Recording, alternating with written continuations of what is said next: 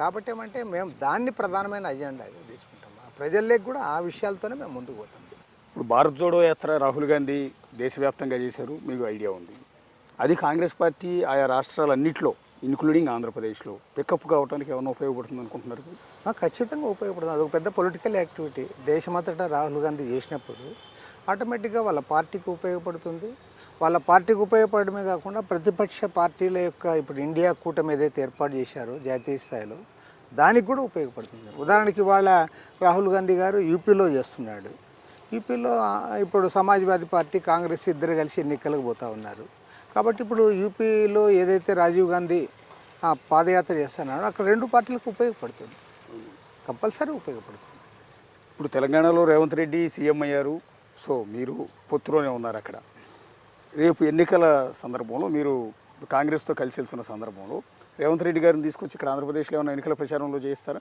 ఖచ్చితంగా యాజ్ కాంగ్రెస్ లీడర్గా ఇన్వైట్ చేస్తాం. ఈవెన్ తెలంగాణ సీఎంగా ఇన్వైట్ చేస్తాం. ఆయన కూడా అక్కడ బీజేపీకి వ్యతిరేకంగా ఫైట్ చేస్తున్నాడు కాబట్టి ఆటోమేటిక్గా మేము కలుపుకుంటాం. ఇక్కడ ఇప్పుడు ఖర్గే గారు వస్తున్నారు నేషనల్ ప్రెసిడెంట్గా. అదేవిధంగా కర్ణాటక ముఖ్యమంత్రి సిద్ధరామయ్య గారు ఉన్నారు, డికే శివకుమార్ గారు ఉన్నారు. వీళ్ళందరూ కూడా ఆహ్వానిస్తాం. ఎందుకంటే అందరూ కలిసికట్టుగా ముందుకు సాగాల్సిందే. ఇది నేను ఒకటే చెప్పదలుచుకున్నా, మళ్ళీ హ్యాట్రిక్ కొట్టి మళ్ళీ నరేంద్ర మోడీ గారు ఈ దేశానికి ప్రధానమంత్రి అయితే దేశం మరింత ప్రమాదంలో పడుతుంది. ఇవాళ ఏదైతే మనం వాయిస్ ఇస్తూ ఉన్నామో ఆ వాయిస్ని వాళ్ళు తొక్కిపట్టడానికి ప్రయత్నం చేస్తూ ఉన్నారు.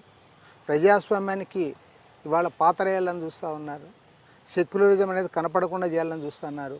ఎందుకంటే ఇంత పెద్ద దేశంలో సెక్యులరిజం ఉంది కాబట్టి మనం ఇన్ని కులాల వాళ్ళము ఇన్ని మతాల వాళ్ళము కలిసిమెలిసి జీవిస్తూ ఉన్నాం. వాళ్ళు దీనికి ఏదైతే బేసిస్ ఉందో దానికి వాళ్ళు దెబ్బతీయాలని చూస్తూ ఉన్నారు. కాబట్టి ఏమంటే వాళ్ళందరూ కలిసిపోవాల్సిందే.